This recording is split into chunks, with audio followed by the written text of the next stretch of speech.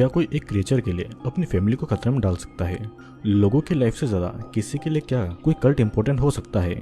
और अगर कुछ लोग एक खतरनाक क्रिएचर के साथ फंस जाएं, तब क्या होगा?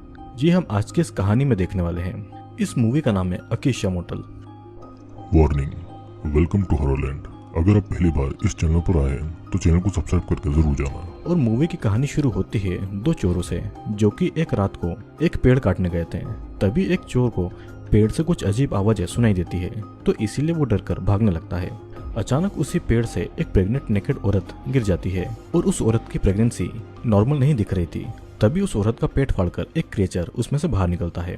दोनों चोर कुछ समझ पाते उससे पहले ही एक आदमी आकर उन दोनों को गोली मार देता है, जिससे कि दोनों की जान चली जाती है।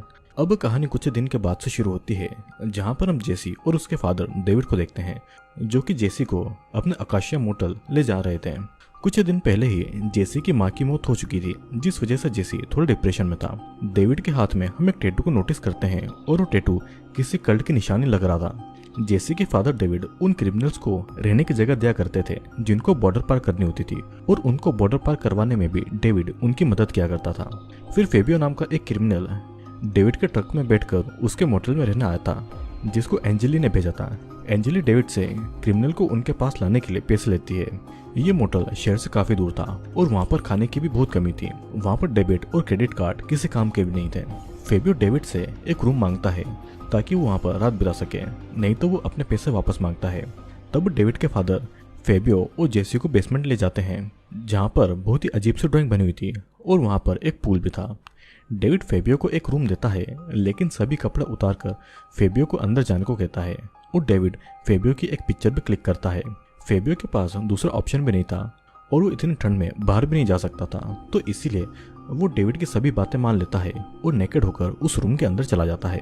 यहाँ पर डेविड जेसी को एक ऑपरेटिंग रूम दिखाता है, जिससे सभी रूम्स पर नजर रखी जा सकती थी। जेसी डेविड से उसी रूम के बारे में पूछता है जिसमें फेबियो गया था, और तब डेविड जेसी को एक सीक्रेट डोर से उसी रूम की एक दीवार तक ले जाता है, जहाँ पर एक होल बना हुआ था। उस होल से जेसी ये देखता है कि फेबियो बेड पर सो रहा था और बेड के अंदर कोई चीज उसको जिंदा ही खा गई, जिससे कि फेबियो दर्द से चिल्ला चिल्ला कर मारा जाता है। जेसी शॉक्ड था कि कोई बेड एक आदमी को कैसे खा सकता है। फिर डेविड जेसी को फेबियो की बॉडी के पार्ट्स एक प्लास्टिक बैग में जमा करने को कहता है। जेसी जब बेड के पास जाता है तो बेड के अंदर से एक क्रिएचर हिलता है, जिसे देखकर जेसी उल्टी कर देता है, और क्रिएचर ने जेसी के फिंगर का ब्लड भी पी लिया था। डेविड उस क्रिएचर को अपना ब्लड पिलाता है और जेसी से रिक्वेस्ट करता है कि वो किसी को भी इस बारे में नहीं बताए। वो क्रिएचर सिर्फ आदमियों को खाता है और औरतों को प्रेग्नेंट करवाता था। डेविड उसी क्रिएचर के लिए क्रिमिनल्स को पकड़ कर लाता था और उनको क्रिएचर के हवाले कर दिया करता था। फिर अगले दिन एंजेली मोटल में आती है और डेविड से पैसे मांगती है उन क्रिमिनल्स के बदले जिनको एंजेली ने उसके पास में भेजा था। एंजेली को उस क्रिएचर के बारे में कुछ पता नहीं था और डेविड एंजेली को कुछ पैसे दे देता है और कहता है कि बॉर्डर पार करने वाले और लोगों को वहां पर लेकर आए। एक दिन डेविड उनके मोटल के पास की सड़क पर कुछ ट्रैप्स लगा देता है, ताकि लोगों की जब कार खराब हो तो वो उसके ही मोटल में आ जाए, और इस तरह क्रिएचर के लिए डेविड को और शिकार मिल जाते हैं। जेसी डेविड से नाराज था जिस तरह वो लोगों को मरने के लिए क्रिएचर के हवाले कर दिया करता था। डेविड के मुताबिक एक दिन जेसी को ही ये मोटल और उस क्रिएचर की जिम्मेदारी उठानी पड़ेगी, और डेविड जेसी को मोटल की कीज भी दे देता है। अचानक उनकी कार का एक्सीडेंट हो जाता है, जिसमें डेविड की मौत हो जाती है। डेविड के मरते ही उसकी बॉडी एक पेड़ में कन्वर्ट होने लगती है। फिर कार से निकलकर जेसी एक दूसरी कार से हेल्प मांगता है, और कार में एरिक और लिजा नाम के एक कपल थे, जो कि जेसी को जख्मी देखकर उसकी मदद करते हैं और उसे उसके मोटल ले जाते हैं। मोटल में एंजेली जेसी के जख्मों की ट्रीटमेंट करती है, और एंजेली यहाँ पर एलेक्स, लियो और रोमन नाम के कुछ क्रिमिनल्स को लेकर आई थी, जो कि बॉर्डर पार करके अपनी फैमिली से मिलना चाहते थे। जेसी को तकलीफ में देखकर एंजेली उन क्रिमिनल्स के बदले जेसी से पैसे मांगती है, क्योंकि उसका बेटा हॉस्पिटल में था, और जेसी एंजेली से कहता है कि उसके पास अभी कोई भी पैसा नहीं है। फिर कुछ देर के बाद में जेसी सभी को खाना देता है, जो कि सभी लोगों के लिए बहुत कम था, और बाकी लोग इसके लिए जेसी से कंप्लेंट भी करते हैं। जेसी उनसे झूठ कहता है कि उसके फादर डेविड खाना लाने के लिए सिटी में गए हैं। सभी लोग खाना खाने के बाद में अपने अपने रूम में जाते हैं, और जेसी किसी को भी क्रिएचर के रूम में नहीं भेजता है।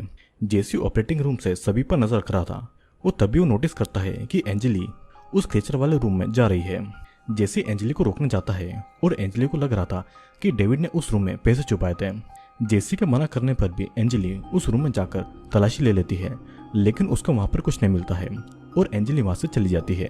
अब उस टाइम क्रिएचर भी कोई हरकत नहीं कर रहा था, तो इसलिए एंजेली को क्रिएचर के बारे में कुछ भी नहीं पता चलता है। तब भी वहां पर एरिक और लिसा आते हैं, जो कि जेसी को रूम के बाहर निकाल देते हैं और खुद उस बेड पर बैठ जाते हैं। फिर कुछ देर के बाद दोनों एक दूसरे के साथ में वहीं पर इंटीमेट होने लगते हैं। इंटीमेट होते टाइम एरिक को वो क्रिएचर खा जाता है और अपने टेंटिकल से लिसा को प्रेग्नेंट कर देता है। अब कुछ देर के बाद जेसी जब रूम के अंदर आता है तो लिसा बेड पर बेहोश पड़ी थी और जेसी लिसा को एक दूसरे रूम में सुला देता है। उसके बाद वो एरिक की हड्डियों को आग में जला देता है ताकि बाकी लोगों को क्रिएचर के बारे में पता न चले।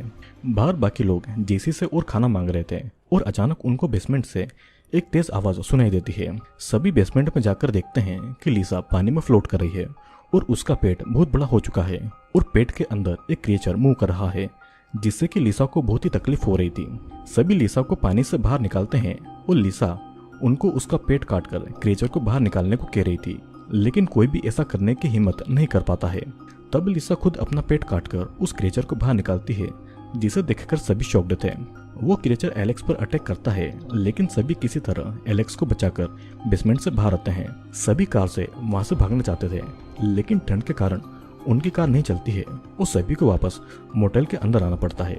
इसके लिए सभी एंजेली पर शक कर रहे थे, लेकिन एंजेली उनको बताती है कि वो तो बस लोगों को मोटेल में लाती है और उसके बाद डेविड लोगों को क्रिएचर का खाना बनाता है।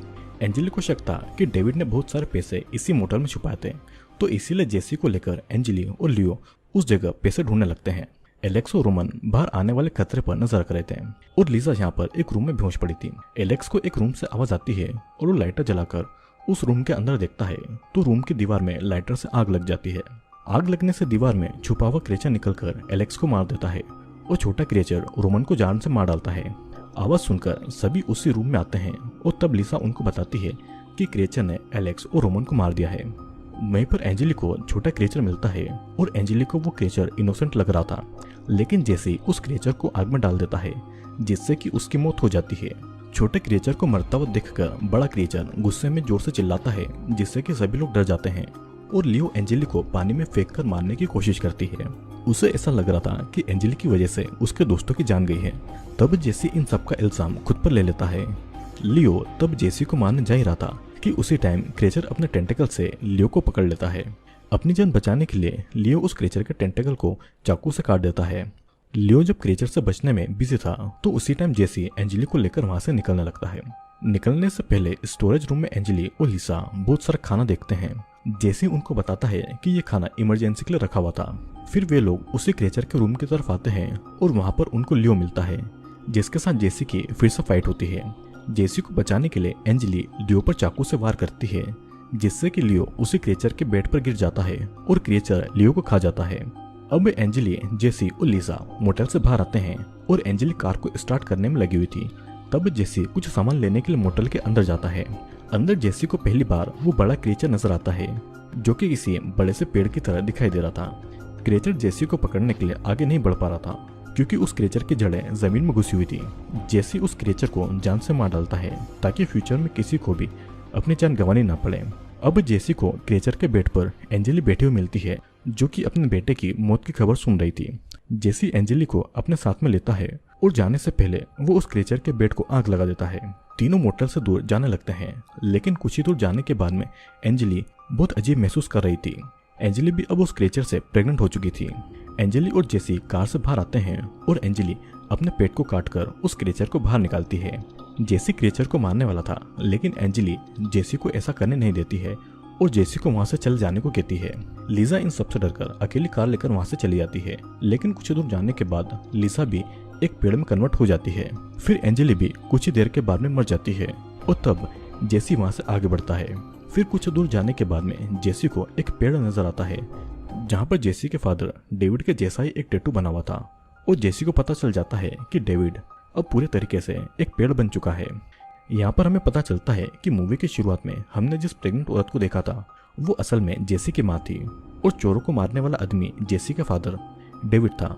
फिर जेसी उस पेड़ को गले लगाकर सॉरी कहता है और वहां से अकेले ही दूर चला जाता है। हम देखते हैं कि जेसी के पास में अब कोई भी नहीं था और इसी के साथ में ये मूवी यहीं पर एंड हो जाती है। दोस्तों ये मूवी एक कल्ट के बारे में है जो कि उस क्रिएचर की पूजा करती है और उसके मेंबर उस क्रिएचर की देखभाल भी करते हैं। डेविड भी उसी कल्ट का एक मेंबर था। डेविड लोगों को अपने मोटल में लाता था और क्रिएचर को खाने के लिए वो लोगों को उसके हवाले कर दिया करता था। उस क्रिएचर की जो भी देखभाल करता था या फिर क्रिएचर से प्रेग्नेंट हुई औरत मरने के बाद एक पेड़ बन जाती है। डेविड उस क्रिएचर का इतना ज्यादा वफादार था कि उसने अपनी वाइफ को ही क्रिएचर के हवाले कर दिया था और वो प्रेग्नेंट होकर मर गई थी। अब क्रिएचर की बात को राज रखने के लिए डेविड ने उन चोरों को जान से मार दिया था और क्रिएचर के बेड में बैठने से एंजेली भी प्रेग्नेंट हो गई थी। तो दोस्तों ये था अकाशिया मोटल का एक्सप्लेनेशन।